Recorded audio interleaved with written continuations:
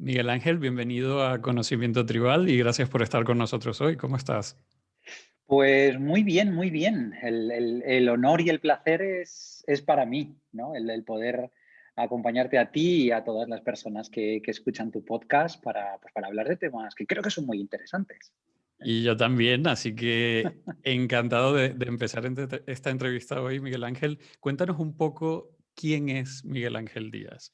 Uf, interesante pregunta, ¿no? Según en qué momento de mi vida me la haces, te respondo una cosa o te respondo otra. Mira, Miguel Ángel Díaz yo digo muchas veces que es una persona que ha fracasado muchas veces en la vida, tanto Ujú. académicamente como profesionalmente, y que sin embargo se encuentra en un momento, le podríamos llamar casi de plenitud personal y profesional, ¿no? En este momento. Ah, Académicamente, porque yo soy una persona que quería estudiar medicina, pero esto me lo planteé demasiado tarde. Entonces no me llegó la nota para estudiar medicina y tuve que estudiar psicología, ¿no? Luego me matriculé en la Facultad de Psicología queriendo estudiar psicología clínica y cuando finalizó el primer curso me di cuenta de que no me gustaba y encontré mi espacio en el mundo de la psicología organizacional, ¿no? La psicología industrial. Y cuando ya reorienté mi carrera, entonces quería ser director de recursos humanos y cuando Ujú. lo consigo, y, y- y me pongo, bueno, a gestionar el departamento o el área de desarrollo, ¿no? Del departamento de recursos humanos de una compañía de 1.200 empleados, pues a los 3 años me di cuenta de que eso no me hace feliz y de que quizás no quiero ser eso de mayor, ¿no? Esto hace ya más de 15 años y a los 15 años decido dejarlo todo, podríamos decirlo así, y emprender un poco por mi cuenta, ¿no? Entonces, a día de hoy, pues básicamente me dedico, yo digo que ayudar a las organizaciones, ayudo a que reflexionen a las organizaciones y a las Ujú. personas que las gestionan, pues para intentar hacer las cosas mejor cada día, ¿no? O que por lo menos entiendan por qué ocurren las cosas y qué es lo que deberían de hacer quizás para conseguir lo que ellos quieren. Así que bueno, podríamos decir que me dedico a hacer pensar a las organizaciones y a los profesionales que allí están. Y no debe haber sido fácil ese cambio que has hecho, Miguel Ángel, y renunciar a algo, entre comillas, seguro, como era tu puesto de director de recursos humanos en esta compañía. Mm. Cuéntame un poco más cómo fue ese proceso y cómo lo afrontaste. Sí, pues mira, el proceso fue, cuando llevábamos 3 años, recuerdo un viernes a mediodía que vino mi adjunto en ese momento, mi mano derecha, mi Ujú. amigo, mi compañero, ¿no? Se llamaba Alex, y vino un día y me dijo, ¿tienes un momento que quiero hablar contigo un par de cosas? Dije, claro que sí, hombre, pasa, pasa. Y me dijo, tenemos un problema. Que yo, claro, le tuve que decir algo así de broma como, ¿otro? ¿No? Otro y me dice, no, no, no, pero ahora tenemos uno serio, ¿no? Dice, y tenemos un problema porque dice, mira la cara de nuestras compañeras, ¿no? Míralas. En mi despacho teníamos en la pared como una cristalera muy grande, que le llamamos la pecera, Ujú. donde se veía todo el despacho de al lado, un despacho diáfano donde trabajaban varias personas, ¿no? Y me decía, mira sus caras, no están disfrutando, ¿no? Ahora mismo mientras trabajan claro, yo no lo entendía, porque les decía: "Alex, a ver, no es que estén riendo, se están trabajando. No, no, no, tal". Y él siguió apretando, ¿no? Y me dijo: "Y mírate tú". Que dije yo: "Uf, ¿qué me pasa a mí?". Me dice: "Estás hecho un asco". Digo: "¿Pero cómo?". Bueno, en aquella época me teníais que haber conocido porque pesaba como 15 kilos más. Tenía una cara de agrio y de amargado que no me Ujú. la no me la acababa, ¿no? Incluso mi cuerpo me estaba empezando a lanzar mensajes de que algo no iba bien, ¿no? Me tuve que hacer teníamos un comedor que dábamos de comer cada día casi a 600 personas allí, pues me tuve que hacer amigo del cocinero casi, casi para que me hiciera la comida a mí específicamente, ¿no? Porque, un día comía arroz blanco, otro día un hervido, otro día una sopita muy, Ujú. muy ligera. Y aún así tenía que ir corriendo al cajón de mi escritorio a echarme un Almax a la boca, ¿no? Porque aquello no bajaba. Ese fin de semana estuve dándole vueltas y me di cuenta de que había dejado de ser feliz en mi trabajo. Lo chequeé con las personas de confianza alrededor, lo chequeé con mi esposa, lo chequeé con mi padre bueno, al final decidí bueno, que quizás merecía la pena dar un volantazo, ¿no? Quizás todavía estábamos a tiempo de dar ese volantazo y dedicarme no sabía bien bien a qué, pero sabía que aquello no. Y bueno, a veces de broma digo que me vino a mí una imagen a mi mente ese fin de semana cuando dije, vamos a ver, pros. Y habían un montón de cosas buenas. No tengo un trabajo fijo, gano mucho dinero, contras. Y simplemente en contras tuve que contar cuántos años me quedaban hasta jubilarme, ¿no? Y me di cuenta que 37 años de sufrimiento a cambio de un buen salario eran demasiados. Y decidí dejarlo, decidí dejarlo. Me recuerdas mucho a una charla que tuvimos con el fundador de Efficient Happiness, una Ujú. consultora aquí en Barcelona, que él dice que no podemos vivir de viernes tarde a domingo mediodía. Así es. Y me recuerda muchísimo tu experiencia, esto que comentas, sobre todo esta nueva cara que quizás también le voy a decir a Antonio que incluya en lo que él dice, que es, pues tampoco podemos vivir pensando cuánto nos falta para retirarnos, ¿no? Porque implica que no somos felices en el trabajo. Así Mi- es. Miguel Ángel, y he leído que en esta nueva etapa te Ujú, interesan mucho las cosas intangibles, que terminan ujú. influyendo, según dices tú, las tangibles. ¿Qué quieres Sí. decir con esto? Pues mira, quiero decir, yo creo que esto es un poco casi la historia de mi vida, ¿no? Lo Ujú, primero que hice cuando dejé esta empresa fue intentar entender qué me había pasado, ¿no? Y de dónde venían, pues, esos resultados mediocres de mi equipo, de dónde venía ese que me costaba levantarme cada mañana para ir a trabajar, de dónde venían estas molestias gastrointestinales, ¿no? De dónde venían todas estas cosas. Porque a simple vista no veía cuáles eran un poco los efectos, ¿no? Sí que veía las causas, pero no veía los sí. efectos. A partir de ahí me puse a estudiar y a analizar y todo lo que aprendía lo iba un poco chequeando contra mi propia experiencia. Y aquí fue donde encontré en el mundo de la inteligencia emocional una clara explicación a muchas de esas cosas que habitualmente no se ven, ¿no? Entonces, a partir de ahí, me encontré tantas respuestas que empecé a aplicar esto en las organizaciones también, Ujú. ¿no?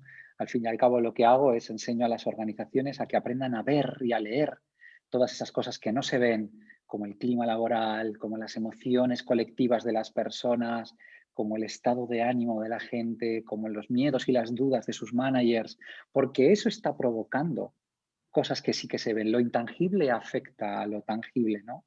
Hay una cita que escuché una vez que me inspiró bastante, ¿no? Que dice que casi el 50% de las cosas que ocurren dentro de un equipo no se ven y no se habla sobre ellas. Sin embargo, terminan afectando a las cosas que sí que se ven, como Mm. son las relaciones entre las personas, la productividad, las conductas de apoyo y de ayuda. Es decir, tenemos muchísimos ejemplos de cosas intangibles que terminan afectando en lo tangible. Y a mí eso es lo que más me interesa a día de hoy en mi trabajo, ¿no? Cuando un manager me dice, yo le pregunto, ¿qué le ocurre a este miembro de tu equipo? Y me dice, no, es que está desmotivado. Yo le digo, venga, sí, vale, claro, hasta ahí llego. Veo que su productividad antes estaba aquí y ahora está aquí, Ujú. ¿no? O le veo arrastrar los pies por el almacén, o le veo que no va sonriendo. Eso es lo tangible. Háblame de lo intangible. ¿Qué es lo que está provocando esto? Ay, pues no lo sé. Entonces ahí le utilizo mucho la metáfora del médico, ¿no? Le digo, qué malos médicos seríamos si no pudiéramos hacer buenos diagnósticos. Y si Mm. solo le dijéramos a la gente, usted está enfermo. Sí, pero dígame, doctor, ¿de qué? No lo sé, está enfermo. Entonces necesitamos hacer buenos diagnósticos para luego poder aplicar buenas soluciones. Y esto nos lo ofrece los intangibles, las cosas que no se ven. Un poco tratar la enfermedad y no el síntoma, como dicen por ahí, ¿no, Miguel Ángel? Sí, así es, acudir completamente a la raíz. Todo viene provocado por alguna cosa. Cuando una persona baja su rendimiento, está provocado por algo. Cuando una persona es maleducado con otra, está provocado por algo. Cuando Ujú. alguien no disfruta en el trabajo, está provocado por algo, ¿no? El problema es que no venimos con ese kit de serie, con esas lentes, ¿no? Que nos ayudan a percibir lo intangible. Entonces, muchas veces intentamos entender estas cosas y le damos nuestra propia explicación, la mayoría de las veces errada, ¿no? Y ahí es donde vienen esas creencias que a veces nos separan mucho de lo que de verdad queremos. Y vamos a profundizar más en el tema de la inteligencia emocional, la psicología positiva, etcétera, pero Ujú, antes te quería preguntar, porque me parece que mucha gente a veces está en un punto de su vida en el cual, como tú lo estuviste, no están felices y no tienen las técnicas para identificar si realmente están en ese momento de su vida o simplemente es un bache que pueden superar. ¿Tú qué técnicas o qué tips les recomendarías para, bueno, hacer Ujú. ese autoanálisis y poder entender si están en un punto como el que tú estuviste? Yo, fíjate, yo me guío mucho, pero incluso me guío mucho a día de hoy, ¿no? Lo que Ujú, pasa es que hace 15 años el entorno era uno, hoy lo utilizo, por ejemplo, para decidir qué tipo de proyecto cojo y cuál no, con qué tipo de compañía trabajo y cuál no. ujú. Afortunadamente, 15 años después, hace años que puedo escoger, ¿no? Qué tipo de proyectos realizo y cuáles declino o se los derivo a otro profesional. Em, yo me guío muchísimo por si disfruto, por si tengo ilusión, por hacer ese trabajo, por participar en ese proyecto, ¿no? Para mí la ilusión es es la gasolina que tenemos los seres humanos, es lo que nos da energía y lo que nos hace levantarnos cada mañana, Sí, ¿no? Yo le recomendaría a la gente que se observara y que se observara si se levanta con esa chispa, se levanta con esa ilusión cada mañana, que cuando le habla a algún conocido suyo o a alguna persona sobre qué tal le ha ido hoy el día en el trabajo, sobre en qué está ahora, que se autoobserve a sí mismo si le brillan los ojitos, si tiene esa chispa, si lo está contando con ilusión, ¿no?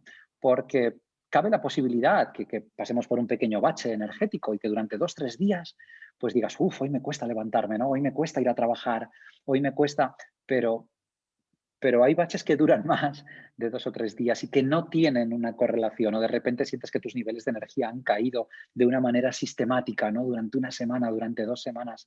Esto puede ser indicadores de que quizás estés haciendo alguna cosa con la que no disfrutas en el día a día. Y si no disfrutas y no te hace ilusión, bueno, a mí me parece que es lo más parecido al final a estar en una pequeña cárcel, ¿no? Sientes que te levantas cada día y de una manera automática vas a un puesto de trabajo que no te llena, que es con el que sientes que no tienes ningún tipo de propósito y es otro día más en la oficina en blanco y negro, ¿no? totalmente de acuerdo. A mí me gusta mucho una técnica derivada del mindfulness en la cual Ajá. dibujas un círculo y dentro del círculo haces divisiones con las distintas áreas de tu vida o puede ser simplemente las distintas áreas de tu trabajo Ujú, y luego puntúas que también estás en cada una de esas áreas del 1 al 10 y unes los puntos alrededor del círculo, ¿no? Y esto te da ujú. quizás una visión de cuáles son esas áreas en las que estás bien y tienes que mantener esa, esa misma tónica, digamos, Mm. por el resto del año de tu vida y que otras áreas realmente necesitan que tú reflexiones y cambies un poco para Mm. estar feliz. Sí, esta herramienta se llama la rueda de la vida, ¿no? Y la utilizamos muchísimo Sí, en coaching a veces para hacer esa foto inicial, ¿no? Es una mirada al espejo, realmente, sí. porque te das cuenta de qué áreas están más o menos compensadas en tu vida y te aportan valor y cuáles has descuidado quizás, ¿no? Y no te aportan la satisfacción que tú te mereces como ser humano. Totalmente. Miguel Ángel, vamos a profundizar en el campo de la neurociencia y la inteligencia emocional, que son Ujú, relativamente nuevos, diría yo, ok. pero han tenido un gran impacto tanto en formación empresarial como en desarrollo personal. Ujú, Empezamos por definir un poco qué es la inteligencia emocional y cómo se mm. diferencia de la inteligencia intelectual. Vale, vale. Mira, pues, a ver, la inteligencia emocional yo te la definiría de una manera genérica como ese conjunto de habilidades que hacen que una persona, pues, pueda utilizar las emociones en su beneficio, ¿no? Para ventaja suya Ujú, y no que las emociones le penalicen, ¿no? En su día a día.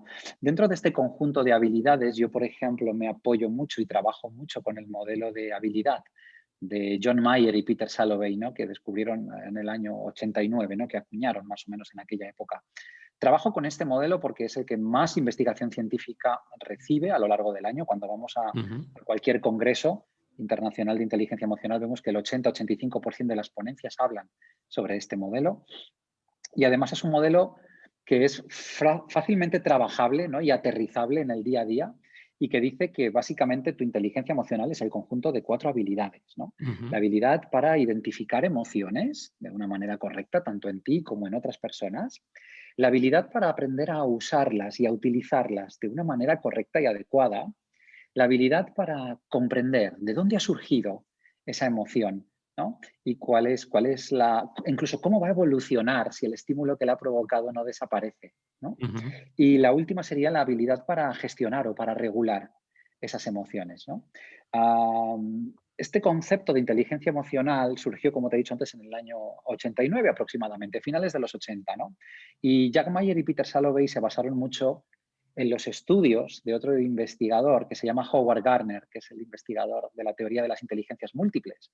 Que ujú. Howard Gardner dijo que no teníamos una única inteligencia, ¿no? Como antaño se creía, ¿no? La inteligencia intelectual, llamamos así, o la inteligencia racional, sino que habían diferentes tipos de inteligencia. Habían personas a las que se les daba fatal las matemáticas, sin embargo, tenían una inteligencia corporal increíble y eran capaces de manejar muy bien su cuerpo y de mover muy bien su cuerpo, ¿no? A mí me llama la atención como grandes deportistas que son verdaderas estrellas en un deporte, luego se ponen a practicar otro y llegan a alcanzar un elevadísimo nivel en el mismo deporte, ¿no? No sé, Michael Jordan llegó a jugar al nivel más alto a baloncesto en la NBA y luego llegó a jugar en las grandes ligas de béisbol. O Rafa Nadal es uno de los mejores tenistas del mundo y es un grandísimo jugador de golf. Y es Sí. porque tienen inteligencia corporal, ¿no? Bueno, también había una inteligencia matemática, una inteligencia lingüística. Y habían dos tipos de inteligencia en la que se fijaron Mayer y Salovey, ¿no? La inteligencia intrapersonal. Habían personas que eran extraordinariamente buenas mirando hacia adentro y conociéndose y sabiendo cuándo podían opinar, cuándo tenían que abrir la boca, cuándo tenían que callar, cuándo tienen que animarse, cuándo tienen que... Y luego habían otras personas que eran muy buenas con una inteligencia interpersonal, ¿no? Leyendo a los demás, sabiendo qué necesita cada una de estas personas, cuándo necesita alguien un apoyo, cuándo necesita un consejo, cuándo necesita simplemente que te calles y que escuches, ¿no? Entonces juntaron estas dos inteligencias, la intra y la inter, y como digo yo a veces metafóricamente, le pusieron un celofán muy bonito, con un lazo muy bonito, y así crearon el concepto de inteligencia emocional, ¿no? Allá en la Universidad de Yale, finales de los 80 aproximadamente. Y por profundizar un poquito más en el tema biológico, que yo creo que por lo menos Ujú, a mí me ayuda mucho a entender todos estos conceptos de inteligencia emocional y por qué sí. algo funciona así o reaccionamos de aquella manera ante ciertas situaciones. Em, ¿Cómo interactúan el lóbulo prefrontal del cerebro y la amígdala, ambos claves en este tema de inteligencia emocional? Sí, pues mira, son claves en una de las habilidades que es la regulación emocional, porque Ujú, la regulación emocional condiciona mucho la toma de decisiones también, ¿vale? Cuando hablamos de regular emociones, básicamente lo que estamos refiriéndonos es a controlar el impulso. Los seres humanos a veces somos impulsivos y tomamos decisiones impulsivamente, llevados por nuestras emociones, ¿no? sí. Cuando somos capaces de trabajar esa gestión emocional, generamos un hueco y un espacio para poder decidir cómo queremos actuar. Pero ¿qué ocurre en determinados momentos donde vivimos una emoción con una intensidad muy elevada? Es lo que en el mundillo de la inteligencia emocional llamamos cuando una persona sufre un secuestro emocional. Cuando sufres ese secuestro emocional, que de repente pues, pierde los papeles o se pone a gritar a alguien o incluso llega a agredir a alguna persona, ¿no? En ese momento, ¿qué ha ocurrido? Pues ha habido una hiperestimulación de la amígdala, bueno, más concretamente son los núcleos amigdalinos, ¿no? Pero le llamamos Ujú, vulgarmente la amígdala, que son dos piececitas con forma de almendra, ¿no? Que tenemos en la parte interna de nuestro cerebro. Cuando se provoca una hiperestimulación de esa zona, lo que pasa es que se cortan todas las comunicaciones con el lóbulo prefrontal de nuestro cerebro, que es con el que tomamos las decisiones racionalmente, ¿sí? Con lo cual, durante unos segundos, la información no llega a ese lóbulo prefrontal. Entonces, si en ese momento abrimos la boca, no vamos a hablar nosotros, hablará la rabia, hablará la ira, o hablará la euforia, o hablará la ilusión o la esperanza, según la emoción que estemos sintiendo en este momento. De la misma manera que si actuamos, no estaremos actuando de una manera racional.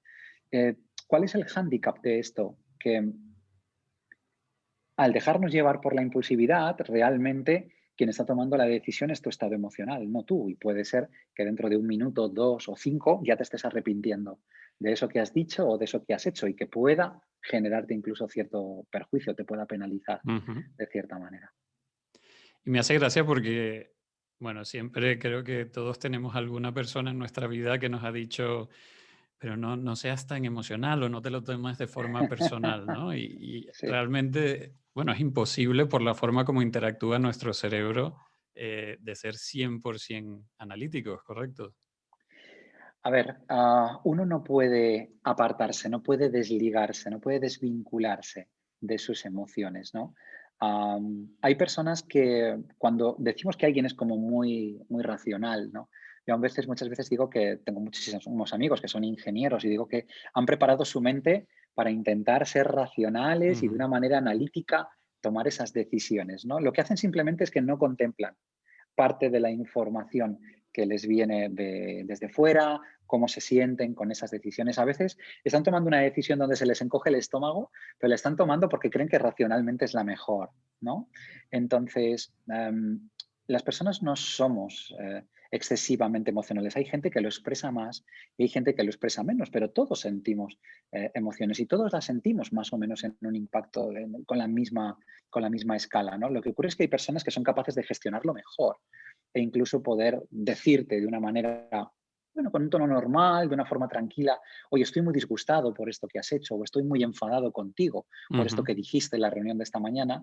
Y hay personas que no controlan y no gestionan eso y, bueno, dan rienda suelta y montan verdaderas escenas y lo que hacen al final es que las personas vayan huyendo un poco de ellas, ¿no? Con lo cual, yo creo que el día que dejemos de ser emocionales, que no lo seremos mientras seamos seres humanos, ya no hablaremos de seres humanos, estaremos hablando de algunas, no sé, seres híbridos donde ya tengamos algún chip o tengamos algún disco duro dentro de nuestra cabeza, pero no dejaremos de ser seres humanos.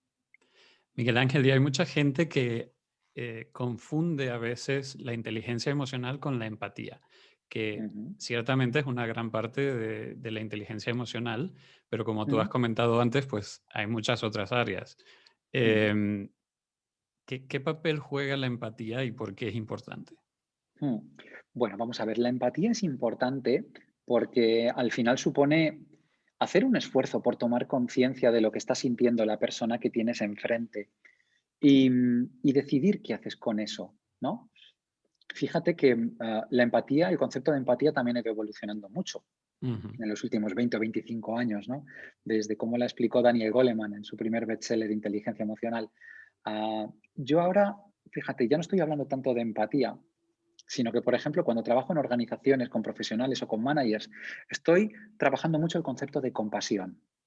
¿Vale? Y la compasión no entendida como que algo te dé lástima o que alguien te dé lástima, ¿no? La compasión entendida como estas tres fases. Percibo cómo te sientes, percibo cómo te estás sintiendo en este momento, conecto con cómo te estás sintiendo. Si yo estuviera en tu lugar y me hubiera pasado esto y estuviera sintiendo esto, ¿vale? Más o menos estaría sintiéndome como tú. Y la última fase que es importante es acciono, hago algo. ¿Vale? O sea, identifico cómo estás, conecto con cómo estás y hago algo con eso. Hasta ahora la empatía podríamos haberla dejado simplemente en, sí, me he dado cuenta de que esta persona está muy triste por este comentario que acabo de hacer. Bueno, ya soy conocedor, soy empático. No, no es así. Hay que hacer algo, ¿vale? Y la ujú. empatía precisamente nos va a servir en etapas más futuras o cuando la tengamos más desarrollada para tomar mejores decisiones y decidir cómo presento determinada información, cómo me comporto de una determinada manera o incluso soy capaz de desarrollar una cosa que se llama la preocupación empática, que es que antes de decir algo ya sé el impacto que eso puede llegar a ocurrir y o lo tamizo o lo regulo o lo gestiono de alguna manera. Pero la empatía es solo una parte, ¿no? Antes hablábamos que si te centras en el modelo de habilidad, pues están estas cuatro habilidades, ¿no? Identificar, usar, comprender o gestionar. Y sin embargo, si vas al modelo de competencia de Daniel Goleman, pues está el autoconocimiento, que Ujú. básicamente también es identificar cómo te sientes, ¿no? En un momento dado también las habilidades sociales, cómo interactúas con los demás o incluso esa empatía, ¿no? Ese percibir cómo se siente la persona que tienes delante y el autocontrol o la autorregulación. Me viene a la mente el Dalai Lama porque siempre él habla de compasión y me gusta mucho cómo tú em, usas este término para darle cierta perspectiva de acción al hecho de empatizar con alguien que estoy totalmente de acuerdo contigo, es, diría, una de las partes más importantes porque al final si eres muy empático pero no lo demuestras, la otra persona Mm, pensará que no tienes absolutamente nada de empatía, ¿no? Mm. ¿Por qué tú dirías, Miguel Ángel, que hoy en día es importante desarrollar la inteligencia emocional, sobre todo en el contexto, perdón, empresarial y de liderazgo? Mm. Pues mira, en el contexto empresarial es importante porque, incluso por una cuestión súper operativa, ¿vale? Volvemos al primer concepto que arrancamos antes de que cómo lo intangible afecta a lo tangible, ¿no?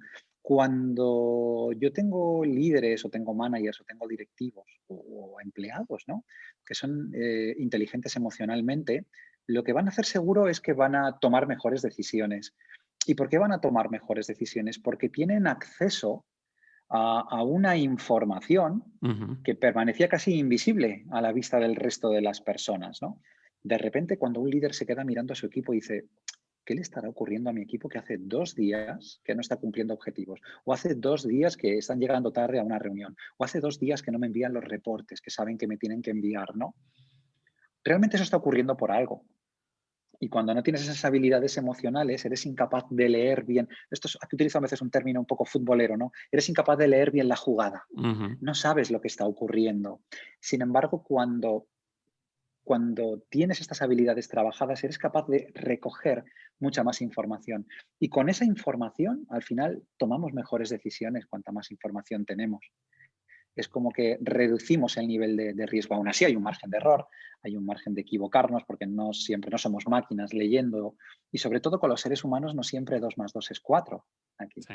A mí me cuesta mucho cuando estoy en algún tipo de workshop y explico determinadas cosas, alguien me dice, oye, pero siempre, siempre, siempre, siempre esto no ocurre así. Yo le digo, genial, hemos encontrado la excepción que confirma la regla, pero en el 98% de los casos sí ocurre Mm. así, ¿no? O en el 95%, venga, pues trabajemos ahí, ¿no? Trabajamos con leyes de máximos dentro del mundo de la inteligencia emocional, donde 7 de cada 10, 8 de cada 10 se comportan o responden de una determinada manera.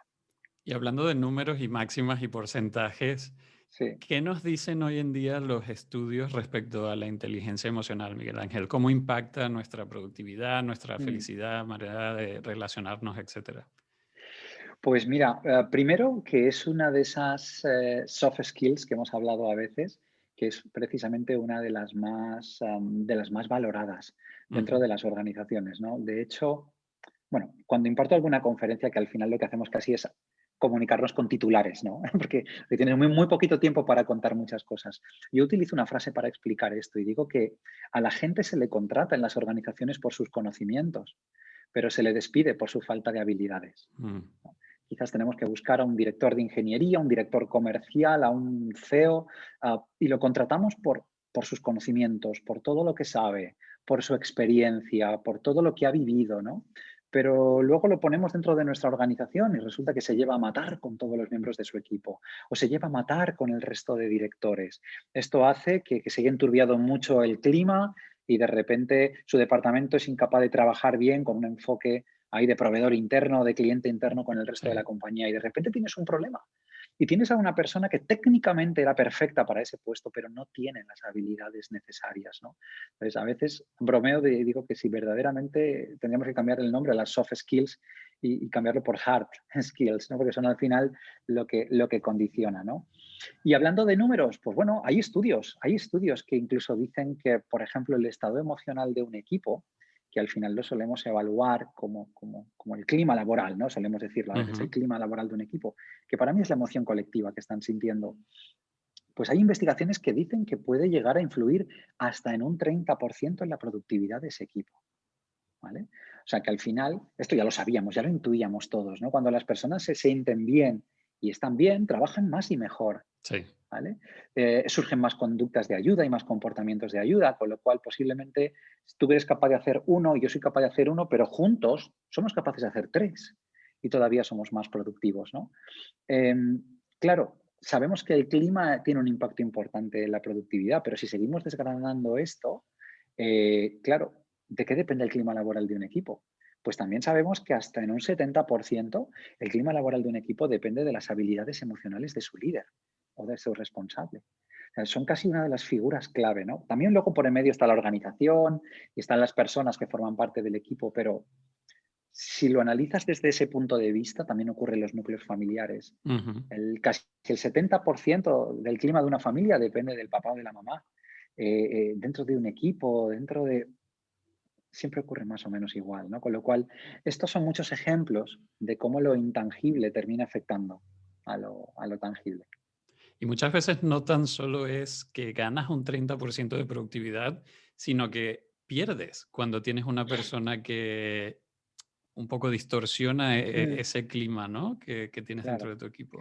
Claro, ten en cuenta que no estamos hablando muchas veces de si ahora mismo producimos a nuestro 100%, si mejoramos más el clima vamos a producir a un 130. No, no me refiero a eso. Me refiero a que vamos a eliminar toda esa merma que se produce o ese delay que hay al final entre lo que somos capaces de hacer y lo que hacemos. Ujú. Y a veces esa merma viene provocada porque las relaciones no son las correctas, porque no se trabaja en equipo todo lo que se debería de trabajar, o porque hay compañeros o compañeras con los que no te apetece trabajar juntos, con lo cual no te va a surgir nunca un comportamiento de ayuda innata, ¿no? O de apoyo. Y entonces a veces ves que alguien está muy sobrepasado y va a incumplir un plazo, pero tú eres incapaz de ayudarle. Y eso va a provocar una merma importante en el equipo, ¿no? Solamente porque crees que no se lo merece, o porque hace 3 meses él no lo hizo contigo, o porque hoy estás enfadado con el mundo y no vas a querer hacerlo. Y mira, voy a hacer un paréntesis, Miguel Ángel, porque sé que muchas de las personas que nos escuchan tienen equipos y, bueno, aprovecho para preguntarte qué tipo de preguntas o cómo ellos pueden detectar a la hora de contratar a alguien Mm. ese componente de inteligencia emocional. Uf, vale. Pues primero que, mira, durante mis 3 años en aquella compañía, calculé que hice aproximadamente unas 2.500 entrevistas de selección de Wow. personal, con lo cual llegaba un momento en el que casi veíamos entrar a una persona en el despacho y ya sabíamos, ¿no? Si nos valía o no. Desarrollas ese olfato. Pero ¿qué ocurre? Que, y esto es, aquí tenemos que entonar todos el mea culpa un poco. Yo me he dado cuenta en nuestro país que hay gente muy profesional en el mundo de la selección de personal, pero le damos muy poquita importancia. Hay personas que piensan, bueno, va, esto me cojo 4 currículums, hago 4 preguntas sobre los currículums y enseguida sé ver si me vale la persona o no. Es muchísimo más complejo que todo eso. Yo hay entrevistas de selección de personal donde hace tiempo ya que ya no me dedico porque ya me aburre un poco la selección de personal, ¿no?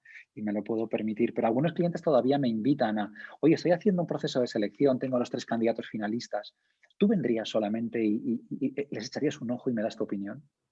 Y tenemos unas reuniones de 1 hora donde no hablamos absolutamente de nada laboral. Lo que intento es simplemente conocer al ser humano que tengo delante, conocer cuáles son sus prioridades, conocer cómo toma decisiones, conocer, pero con hechos cotidianos de su vida. Porque Ujú. luego lo que hago es que lo extrapolo a dentro de qué equipo lo vamos a poner a trabajar, con qué persona va a tener que lidiar todos los días. Hay una persona que es demasiado autoritaria arriba y esta persona tiene la piel demasiado blanda, pues quizás lo va a llevar muy mal. O vamos a poner como a, permíteme las expresiones, ¿no? Así tan a 2 gallos en el mismo Sí. gallinero y entonces desde aquí va a haber un problema. Hay que aprender a leer a las personas por dentro y darnos cuenta. Y muchas veces en esto sirven o funcionan muy bien las entrevistas de incidentes críticos, ¿no? Donde al final estás repasando situaciones concretas y la persona te dice qué tipo de decisiones tomaría y cómo las tomaría. Y basándote un poco en hechos que han ocurrido en su pasado, te das cuenta de cómo esta persona toma decisiones y cómo se gestiona. Me encantan esos consejos. Voy a dar uno adicional que aplicamos mucho en SAP, al menos aquí en Barcelona, que es incorporar a una persona del equipo dentro del proceso de entrevista y de contratación, porque también te das cuenta de cuál es esa interacción que hay entre dos personas que van a formar parte de tu Mm, equipo y si realmente esa persona que estás intentando contratar encaja, ¿no? con mm. alguien del equipo. Yo tengo una anécdota ahí buenísima y es que tengo un cliente que dentro del proceso de selección ha incorporado también a la persona que tienen en recepción. ¿Vale? Wow. Y sistemáticamente, cuando están recibiendo a los candidatos que están haciendo un proceso de selección, los dejan entre 5 minutitos y 10 minutitos, siempre llegan un poquito antes, los dejan 5 o 10 minutitos en la recepción. Y esta persona, de una manera súper informal y coloquial, porque es un amor de persona cuando la conoces, le va preguntando, oye, ¿y qué tal estás? ¿Y a qué has venido? Es un proceso de selección, sí. ¿Y de qué es? ¿Y tú? ¿Y de dónde eres? Y tal. Y simplemente está 5 o 10 minutos como si te acabas de encontrar con una persona en la parada del metro, ¿no? O en la parada del autobús. Y me llamó mucho la atención porque la primera vez, claro, yo estaba dentro de la sala viendo candidatos con ellos, pero cuando fuimos a hacer la valoración final, la llamaron por teléfono y esta persona entró. Dijo, no, mira, esta persona, hombre, no sé qué sensación nos ha dado, pero mientras esperaba le entró una llamada y se ve que era su pareja. Oye, le habló fatal, ¿eh?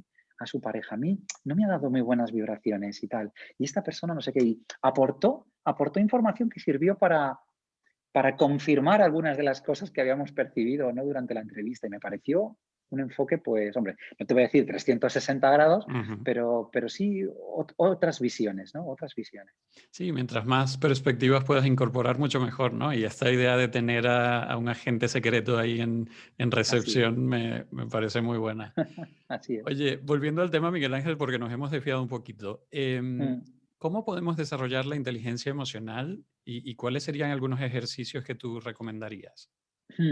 Bueno, mira, yo, a ver, primero, para trabajar la inteligencia emocional, afortunadamente ahora hay muchísima información, Ujú, ¿no?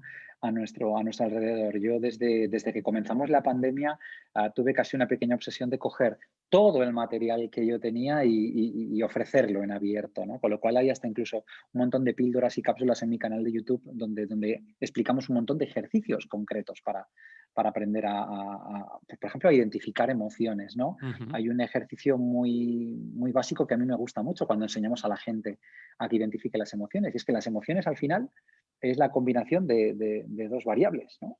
Un determinado nivel de energía. Hay emociones que activan más que otras, ¿eh? A nosotros ujú. nos activa más la ira, la rabia o la euforia que el desánimo, la desilusión o la tranquilidad, ¿no? Por ejemplo. En unas se nos llevan los demonios y no tenemos cosas más que de romper cosas y de chillar y de liberar esa energía, y en otras no nos levantaríamos de la cama o del sofá, ¿vale? Esta es una variable. Y por otro lado tenemos la otra, como en un eje de ordenadas y de abscisas, la otra es la agradabilidad de lo que estamos sintiendo. Ujú, Esto la gente a veces lo confunde y dice que hay emociones buenas o malas. Realmente no las hay. No hay emociones buenas o malas. No hay emociones que resultan agradable sentirlas y otras que resulta desagradable. Y aún así hay emociones desagradables que me ayudan en un determinado momento, con lo cual realmente las emociones no serían buenas o malas. Son adaptativas o ujú. desadaptativas. Nos ayudan en un determinado momento o no nos ayudan, ¿no? Por ejemplo, yo estoy encantado que mi hija sienta miedo cuando va a cruzar la calle porque eso hace que se pare justo en el bordecito de la acera, que mire para un lado, que mire para el otro, que vuelva a mirar y solo cuando no viene nadie cruza, ¿no? Sin embargo, para mi amigo Nacho, que lleva 3 años intentando emprender y montar un negocio, pues el miedo no le está ayudando porque le está frenando y bloqueando, ¿no? En ambos casos el miedo es desagradable.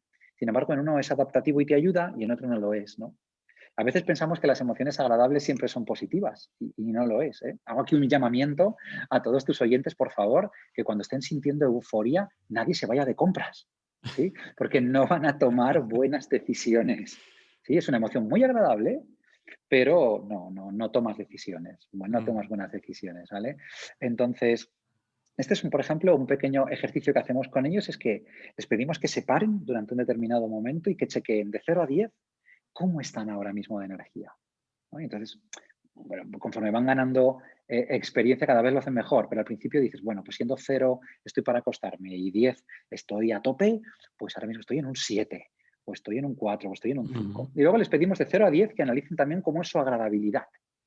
Siendo 5, pues bueno, ni fu ni fa, ni agradable ni desagradable. 10, esto es lo más agradable que he sentido en mi vida, y 0, lo más desagradable, ¿no? Y así vamos. Entonces, de repente, te das cuenta de que las personas dentro de las organizaciones crean su propio lenguaje. Hay veces que cuando uno le dice a otro, bueno, ¿qué tal estás? Y otro dice, ahora mismo, sí, hace 7, 6. Y tú sabes que es un 7 de energía, un 6 de agradabilidad. Esto llegaría a unirse en este eje de ordenadas y de abscisas, ¿no? En ujú. este 7 y en este 6 llegaría a unirse. Y en ese puntito, si pudiéramos darle la vuelta, ahí habría una emoción. Ahí hay una etiqueta que define qué significa tener un 7 de energía y un 6 de agradabilidad. Y eso es lo que pasamos a trabajar en épocas un poco más ya adentradas dentro de los workshops, ¿no? Donde trabajamos el vocabulario emocional, donde trabajamos las familias de emociones. Pero en un primer nivel nos vale con que la gente identifique ahora mismo si está sintiendo 8,2, 7,5, 9,4, ¿vale? Porque el siguiente paso con ellos va a ser trabajar ese vocabulario emocional y saben decirte pues si lo que sienten es enfado, molestia, frustración o decepción. Ya aprenden a discriminar sobre eso. Buenísimo este enfoque y vamos a tener que ir todos a tu canal de YouTube para entender un poco más de cómo aplicar este ejercicio. Miguel Ángel, ¿y el mindfulness? ¿Cómo Ujú. ayuda? ¿Cuáles son algunos ejercicios?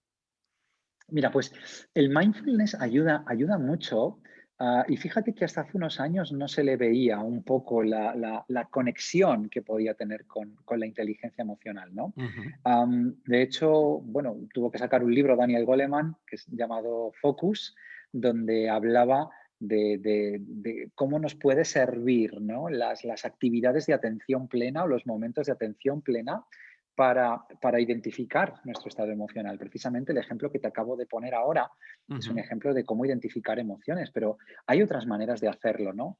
En alumnos que los tenemos trabajando en programas de posgrado o que ya están profundizando mucho en el concepto de inteligencia emocional, les enseñamos que una forma de identificar también las emociones es buscándolas en el cuerpo, ¿no? Hay personas que mayoritariamente, pues no sé, sienten el enfado o la ira cuando notan una tensión aquí en los hombros mm, o cuando notan cierta tensión en la mandíbula o en los antebrazos, de apretar mucho los puños, ¿sí? Hay quien te dice que la tristeza la siente pues como si fuera una especie de ladrillo que le pesa mucho aquí en el pecho y que hace que, ay, que el pecho casi se le caiga y le pesa, ¿no? ujú. Hay quien nota el enfado en el estómago, como que se le revuelve el estómago. Eh, si te das cuenta, cualquier actividad y cualquier ejercicio de mindfulness o de atención plena en el que hacemos ese body scan y chequeamos un poco cómo están las diferentes partes de nuestro cuerpo, nos puede dar pistas de incluso cómo nos sentimos, ¿no? Y de si noto alguna cosa extraña en alguna parte determinada de mi cuerpo y eso lo vinculo con que, ay, habitualmente cuando yo siento A, es porque o cuando yo identifico que mi cuerpo está A, es porque estoy sintiendo Ujú. B, ¿no? Y generas ese match un poco entre ambas cosas, ¿no? Es cierto que aquí te tengo que decir, para que no inducir a error a los oyentes, que no existe una unanimidad, no todas las personas sienten las emociones en la misma parte del cuerpo, ¿no? Quizás Ujú. sí que es cierto, como te decía antes, que 7 de cada 10, 8 de cada 10 igual notan esa tensión que les hace la ira o el enfado aquí en las cervicales, pero hay personas que no, hay personas que lo pueden sentir en el estómago, o incluso hay personas, yo he llegado a conocer alguna que le daban calambres en las piernas, ¿no? Cuando estaba con tanta tensión y con tanta ansiedad. Ah, no existe unanimidad ahí. Y además añado que muchas personas confunden el mindfulness con la meditación, ¿no? Y dicen, no, es que a mí no me Mm, gusta meditar, no sé meditar, cuando realmente hay muchísimos ejercicios de mindfulness, como el que tú has mencionado. Llevar un diario, por ejemplo, puede ser un ejercicio de mm, mindfulness, pintar, etcétera. Entonces, pues a todas las personas que nos escuchan, yo realmente les recomiendo que busquen un poco mm, más, investiguen un poco más sobre los distintos ejercicios y al final es también saber cuál te funciona y cuál mm. no te funciona, ¿no? De hecho, dentro de un programa de experto en inteligencia emocional que dirijo académicamente, tenemos un módulo específico de mindfulness donde utilizamos diferentes ejercicios de atención plena para luego vincularlos con la primera habilidad, que es la de identificar emociones.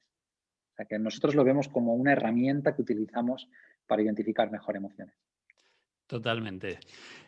Hablando de herramientas, Miguel Mm, Ángel, hay una rama de la psicología, que es la psicología positiva, mm, que a mí me gusta mucho. Para aquellos que no la conocen, ¿qué es la mm. psicología positiva? Pues mira, la psicología positiva ha sido un poco el alter ego de la visión tradicional de la Ujú. psicología hasta ahora, ¿no? Yo soy licenciado en psicología y yo terminé la facultad, bueno, hace ya muchos años, ¿eh? No vamos a decir cuántos, pero muchos. Pero a mí me enseñaron una psicología que estaba orientada hacia lo que no funciona. Estaba orientada hacia detectar la enfermedad y curar la enfermedad, hacia detectar lo que estaba fuera de lo común e intentar poner un camino para que volviera a la normalidad, ¿no? Ujú. Y que, sin embargo, no analizaba y no observaba para nada las cosas que sí que funcionan, ¿vale? Entonces, a inicios de este siglo ya, pues hace más de 20 años, la psicología decide investigar, oye, ¿Qué pasa con las personas que se sienten bien? ¿Qué pasa con las personas que sí que son felices? ¿Qué pasa con las personas que nos dicen que sienten y que tienen una buena vida? ¿Vale? ¿Qué es lo que funciona en estos casos? ¿Y qué puede hacer la psicología, ¿no? Para intentar fomentar esa felicidad y ese bienestar, ¿no? Alrededor. Es como si pretendiera identificar qué es lo que hacen las personas que se sienten bien y son felices y cómo podemos ayudar a replicar eso Ujú. en otras personas y si eso se puede provocar, ¿no? Y bueno, pues la verdad es que abrió un campo totalmente nuevo y maravilloso para que las personas podamos trabajar en la línea de ser más felices y de sentir más bienestar, tanto en nuestra vida, obviamente, como también en las organizaciones a la que la estamos acercando cada vez más. Y frecuentemente se habla mucho del optimismo dentro de la Mm, psicología positiva, Miguel Ángel. Hay gente que confunde optimismo con ignorar todo tipo de problemas que podamos tener en nuestra vida y siempre mm. sentirse bien. ¿Tú qué opinas? Mm. Bueno, a ver, que lo primero, que como todo, la psicología positiva al final es una rama científica, ¿no? Está trabajada desde el rigor. Y Ujú. desde el rigor, por ejemplo, te digo que yo percibo dos tipos de optimistas, ¿no? En esta vida. Está el optimista ingenuo, que el optimista ingenuo es que cuando está pasando un mal momento o cuando algo le va mal, simplemente se queda sentado en su sofá, cierra los ojos y, aun consciente de su sufrimiento, dice, Sí. no te preocupes, todo va a salir bien, ¿no? Es ese optimismo un poco más vacío que yo le llamo que está plasmado en las tazas de Mr. Wonderful a veces, ¿no? Todo Ujú. es maravilloso, todo. Cuidado, me encantan, ¿eh? Me encantan estas tazas, pero si no hay nada detrás, se quedan vacías, ¿no? Es un optimismo que es poco objetivo. A veces yo le pregunto a la persona, ¿y qué te hace pensar que todo va a mejorar? No lo sé, simplemente quiero tener fe. Bueno, ya, pero es que la fe no va a cambiar nada, ¿no? Entonces, yo soy mucho más fan y mucho más proclive de un optimismo inteligente. Un Ujú. optimismo inteligente que esté basado en la realidad, ¿vale? Que identifique lo que sí que funciona, que aunque tengas problemas en un momento dado, diga, oye, ¿qué datos a mi alrededor existen? ¿Son reales? ¿No me los invento? Que, que me permitan pensar que puedo superar esto, ¿vale?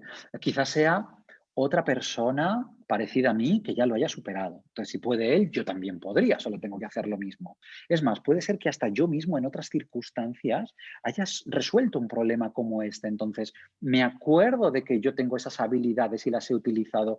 Me estoy apoyando en hechos, me estoy apoyando en realidades, estoy siendo Ujú. objetivo, ¿vale? No estoy amparándome simplemente en la fe y me quedo sentado esperando que las cosas ocurran. Esto me parece ser un optimista inteligente. Y es que a veces cuando algo te ocurre que es negativo, el optimista inteligente es capaz de identificar que igual no todo es malo y que eso tiene alguna vertiente positiva. Y desde ahí tienes un estado emocional mucho más equilibrado para poder enfrentarte a esa realidad. Y claramente es mucho más sencillo ser pesimista que optimista, ¿no, Miguel Ángel? ¿Cómo podemos trabajar este optimismo? Sí, vamos a ver, es mucho más sencillo porque mira, porque los seres humanos aquí tenemos un pequeño defecto, tenemos una pequeña tara, ¿no? Y es que Ujú. tenemos un cerebro que existe para la supervivencia. No existe para la felicidad, ¿no? Tenemos un cerebro en el que es capaz de percibir esos cuatro pequeños detalles que no están bien y no están bien ajustados a nuestro alrededor. Sin embargo, es incapaz de mostrarnos las cosas buenas que tenemos. ¿Por qué? Por un efecto muy estudiado en la psicología, que es la adaptación hedónica o la adaptación hedonista, ¿no? Que dice que las cosas buenas que tenemos alrededor nos terminamos acostumbrando a ellas, ¿sí? Bueno, permíteme poner un ejemplo como muy básico, ¿no? Sí. Pero esta noche, por ejemplo, tendremos hambre, la mayoría de nosotros abriremos la nevera y tendremos comida. Eh, Esto es algo claramente bueno y positivo, sin embargo, nuestro cerebro no nos lo va a percibir como tal. ¿Por qué? Porque nos hemos acostumbrado a ello. Es lo normal. Y si esta noche hace un poquito de frío, abriremos el armario y tendremos algo de abrigo que ponernos. Sí, pero no lo vamos a apreciar. ¿Por qué? Porque, bueno, es así, ¿no? Es normal. Y si Ujú. llueve esta noche, no voy a dormir a la intemperie. Voy a dormir debajo de un techo y no me voy a mojar, ni voy a pasar frío, ni a morir de hipotermia. Bueno, pero no soy capaz de valorar eso. ¿Por qué? Porque es normal, ¿no? Solamente cuando has pasado por una mala época o te ha faltado alguna de estas cosas es cuando de repente notamos que tenemos muchas cosas que podríamos apreciar a nuestro alrededor, ¿no? Yo creo que una de las cosas que en las que podemos trabajar nuestro optimismo es desarrollando el aprecio, ¿vale? El aprecio por identificar todas esas cosas que funcionan a mi alrededor y ser capaces de identificarlas. Este es un ejercicio que yo utilizo mucho en las organizaciones, ¿no? Cuando de repente llego y me encuentro un montón de personas sin ilusión o Ujú. un montón de personas desmotivadas, ¿no? Yo digo, es normal que sintamos desilusión, porque si ahora mismo, pongo un ejemplo, ¿no? En tu trabajo hay 12 cosas y de esas 12 cosas hay 8 que están bien y hay 4 que están mal, que hay que mejorar, pero tu cerebro te recuerda cada día las 4 que hay que mejorar. Esto no está bien, tu jefe no te da feedback sobre esto, la compañía no te cuida con esto otro, nadie te ha puesto remedio con esta herramienta, nadie. Entonces, si todos los días estás pensando en las 3 o 4 cosas que están mal y que están por arreglar, piensas que tu puesto de trabajo no tiene valor, que estás fatal, que. Sin embargo, eres incapaz de ver las 7 8 cosas que sí que funcionan. Ujú. Cuando eres capaz de verlo, tu estado emocional, no estás tan hundido en la miseria como todo está mal en mi trabajo, todo me va mal, sino que estás en un estado más equilibrado. No te sientes bien tampoco, ni vas pegando saltitos por la empresa, pero estás equilibrado y te sientes con la energía suficiente para enfrentarte a estos nuevos retos. Y volviendo a tu comentario al principio de la conversación sobre la compasión y Mm, cómo podemos dar ese enfoque de acción a la empatía, para mí es un poco lo mismo también, ¿no? Hay mm, una parte de optimismo que al final es intentar que las cosas vayan mejor porque piensas, ¿qué puedo hacer yo para que las cosas vayan mejor, ¿no? Incluso si hay una situación que esté mal y en la que nos sintamos pues, decaídos o no tengamos ánimo, energía, etcétera. Yo creo que el mm. lado optimista es precisamente tratar de identificar qué cosas podemos hacer para salir de esa situación. De hecho, está íntimamente vinculado con un aspecto que se estudia mucho en psicología, que es el locus de control interno, ¿no? Ujú. El cómo yo formo parte de las situaciones y yo formo parte muchas veces del problema, yo también puedo formar parte de la solución.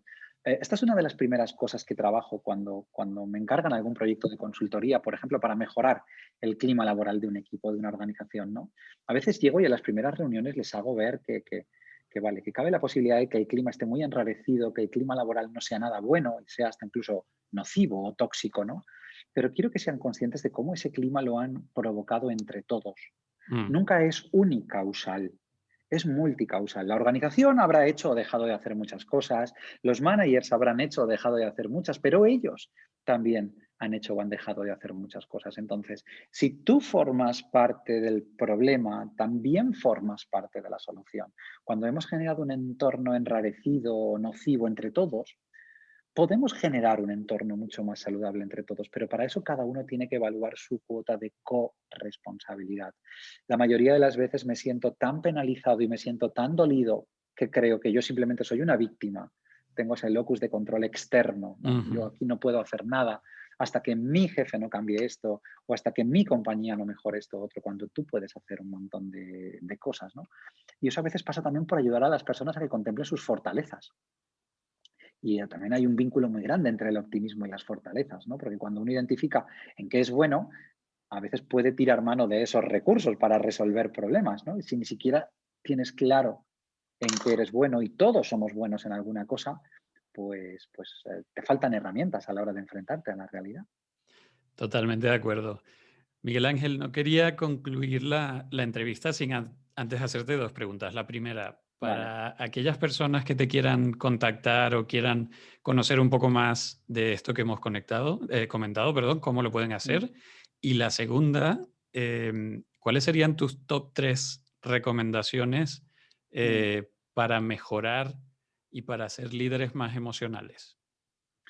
Vale, pues bueno, mira, la primera pueden localizarme, creo que soy bastante accesible a través de las redes sociales, pero pueden localizarme a través de mi blog, que es fácil, miguelangeldiaz.net, ¿vale? Si quieren leer más o informarse mucho más o aprender más cosas, Bueno, pues como hemos dejado antes en mi canal de YouTube, que simplemente ponen mi nombre, Miguel Ángel Díaz Escoto, que es mi segundo apellido, pues también ahí tendrán horas y horas y horas de conferencias y de charlas y de videolecciones, ¿no?, sobre inteligencia emocional. Y bueno, al final son los dos principales canales, ¿no? Aunque también tengo perfil de Instagram, de LinkedIn. Y para finalizar, ¿cuáles serían un poco las 3 recomendaciones que yo realizaría a un líder? Mira, la primera sería que entiendan bien su puesto de trabajo, ¿vale? Mi experiencia me dice que el 85-90% de los líderes de este país no les hemos explicado bien qué significa gestionar a personas. Porque gestionar a personas tiene dos partes, dos vertientes. Una, que son las tareas técnicas, que son todas las que empiezan Ujú. por verbos, ¿no? Planificar, organizar, dirigir, coordinar, supervisar. Pero hay una parte humana de tu puesto como manager o como líder, que por ejemplo es la de obtener la mejor versión de cada una de las personas de tu equipo, la de hacerles disfrutar de su trabajo, desarrollarles como profesionales o como personas, ¿no? O incluso mantenerlos motivados. Mm. Eh, Cuando te das cuenta de estas tareas humanas, también te das cuenta de que tu puesto es mucho más completo y de que quizás llevas años dedicándole atención solo a una parte y te has dejado la otra, ¿no? La, la segunda consejo que les daría es que, por favor, que desarrollen sus habilidades emocionales, porque va a ser, bueno, ellos tienen una incidencia de casi hasta el 70% en el clima del equipo, con lo cual, si yo no puedo gestionar a otros, si soy incapaz de gestionarme a mí mismo. Si me estoy dando cuenta de que ahora mismo estoy sintiendo rabia, quizás no entre en este estado emocional a la reunión de equipo o al kick-off que tengo Ujú. con él, ¿vale? Am, Posiblemente seré más capaz de gestionar y de regular mis emociones. He podido ver ejemplos donde una persona, un manager, lleva meses, vulgarmente decimos, picando piedra con un miembro de su equipo para acercar posturas, para ganarte su confianza, para preocuparte por sus necesidades. Y hay un día en el que pierdes los papeles en medio de una reunión, levantas la voz, le pegas 2 gritos o haces un comentario hiriente a esta persona y de repente Mm. volvemos otra vez a la posición inicial y has tirado 2 meses de trabajo intangible a la basura. Y lo más complicado, que posiblemente ahora te va a costar muchísimo más volver a la situación inicial, ¿no? Con lo cual es importante que aprendan a identificar emociones, que comprendan de dónde vienen, que aprendan a gestionarlas, porque les puede ahorrar mucho tiempo y mucho trabajo. Y la tercera sería que cuando tengan estas habilidades emocionales van a ser capaces de gestionar sus miedos. Me he dado cuenta que los líderes y los managers pues tienen muy mala prensa el miedo entre ellos. Parece que soy un peor directivo o un peor manager si reconozco delante de mi Sí. equipo que siento miedo, ¿no? Es una de las cosas que más me cuestan en las sesiones de coaching, que reconozcan, que sienten miedo. Me dicen que, bueno, no tomé esta decisión por respeto, porque tenía ciertas dudas y cuando les digo, bueno, tenías miedo. Bueno, no, miedo no, me daba respeto. Decía, no, a ver, sientes miedo y no eres peor directivo o directiva porque sientas miedo, ¿no? Cuando se dan cuenta de eso, se dan cuenta de que para hacer lo básico de su puesto de trabajo necesitan tomar decisiones y llevarlas a cabo de una manera valiente. Pero aquí el miedo nos hace pensar que comportarnos con valentía hay que hacer un esfuerzo sobrehumano. ¿Eh? Pensamos que cuando uno pues, actúa, claro, en un extremo estaría la cobardía y pensamos que en el polo opuesto está la valentía, Mm. ¿no? Y no es verdad. El polo opuesto a la cobardía es la temeridad. Es comportarte sin ningún tipo de filtro, sin ningún tipo de miedo a las repercusiones. Y sin embargo, la valentía estaría en ese punto intermedio entre cobardía, ¿vale? Y temeridad. La valentía es el estado natural en el que se mueven los managers, con lo cual es a través del cual fijan los límites en sus equipos, confirman y coordinan con sus equipos qué cosas son opinables y qué cosas no lo son, y tienen a veces conversaciones difíciles, desde el respeto, pero desde la valentía, ¿no? Entonces tienen que aprender a gestionar todos esos miedos, porque a veces dices, ¿cómo le voy a llamar la atención a mi mejor vendedor? No vaya a ser que se enfade y decida llevarse su talento a otro sitio, ¿no? Y desde ahí a veces te equivocas y tomas malas decisiones. Miguel Ángel, muchísimas gracias por haber estado con nosotros hoy. Temas muy interesantes, así que si quieres, probablemente te tengamos de nuevo por aquí en Conocimiento Tribal para complementar todo lo que hemos hablado hoy. Y de nuevo, muchas gracias. Pues será un placer, bien, Pablo, será un placer volver a estar con vosotros y bueno, pues espero haber aportado un poquito de valor, a tu post. Muchísimas gracias, Miguel Ángel. Gracias a ti. Vale, voy a dejar de grabar.